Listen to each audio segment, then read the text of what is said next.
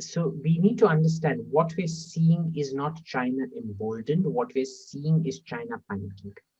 Right.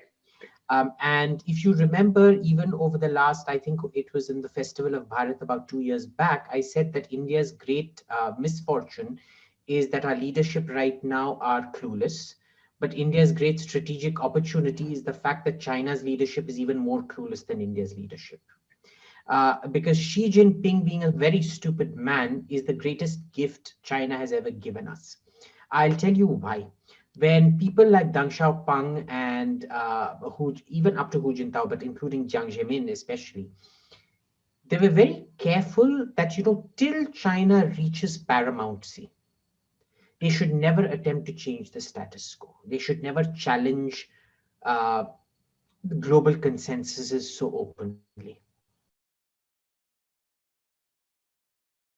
I think Xi Jinping has, counted his chickens before they hatched, and he's made it a lot more aggressive.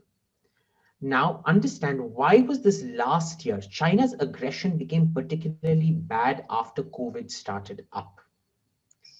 And that is because of the kind of criticism that was being leveled at China. It was a panic reaction. And this shows you the danger of Xi Jinping, that for something like this, he starts panicking and he acts super aggressively instead of backing down. It shows you the dangers of having a madman in power. Internally, if you look at it, he has shut down all internal, and there was dissent. I think Deng Xiaoping saw to it that there was some kind of internal dissent where you could dissent within the party. It shouldn't get out, but within the party you could have different opinions, and everything would be carefully measured and so on and so forth. Xi Jinping has destroyed that. You can't have a different opinion from him anymore. So he engages in really stupid ventures like CPEC or OBOR, call it whatever you want, which are, we all know they're financially unviable. I've not, I'm yet to see a cost benefit analysis of this joke that is OBOR. And he's basically going to be, Xi Jinping is going to be like Brezhnev. Brezhnev and Khrushchev set uh, the seed for the collapse of the Soviet Union, but the Soviet Union didn't collapse in their lifetime. It collapsed about 20, 30 years after they died. You're going to see the same thing with Xi Jinping. Xi Jinping is laying the seeds of the collapse of China, but it's not going to happen in his lifetime. It's going to happen after that. Because he is making the same mistake of overextension, of bad fiscal policy, unsustainable fiscal policy, spending money that they think they have, which can evaporate very, very quickly, uh, on white elephants, essentially. So Xi Jinping is doing everything that the Communist Party of China told itself it would not do, which is do a USSR. I think even on the commercial, I mean, business front, we've seen what's happening to Jack Ma and his company, and I know would also not bode very well for the things that have actually helped China to get where it is. I mean, in terms of economic growth, in terms of innovation, he's directly going against that. Do you think that will also sort of slow down some of at least the economic progress that China has been having for last few decades?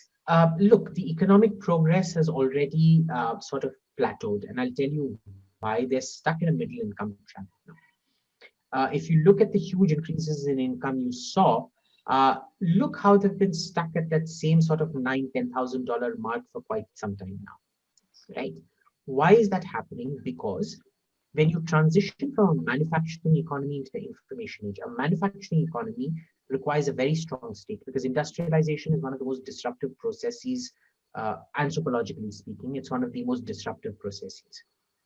When you transition to the information age, the state needs to take a back seat and the citizens take the foreground.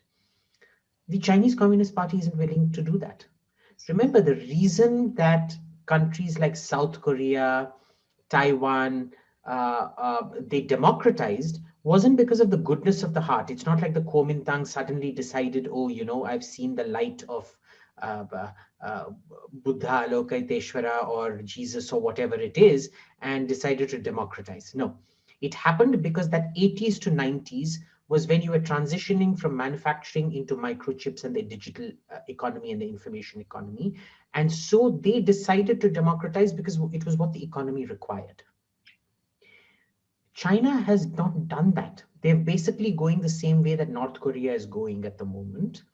The thing about North Korea was, people forget, North Korea had the second highest per capita income in Asia after Japan till 1979. Till 1979, North Korea was the success, South Korea was the failure. Right. So China has sort of stalled its own growth. From now on, all the growth figures are prone to manipulation. They are all prone to sort of excess spending of money, because they're sitting on what, a $3.5–4 trillion reserve. But at some point, if you spend $1.2–1.3 trillion or whatever they are on things like OBOR, that money isn't going to last very long. Like they say, the grandfather makes the money, the father spends the money, and the son loses the money. I think Xi Jinping is is the son that's going to lose the money, or at least the beginning of the loss of money. It's not going to, but again, you need to have a lot of faith. This isn't going to happen in the next 10–12 years. This is going to happen in the next 30–40 years. So it's a long-term thing that you need to look out for. Please remember to subscribe to us and switch on the notifications for this channel. For our other social media links, more content, and to support our work, please visit citti.net. Dhanyavad. Namaskar.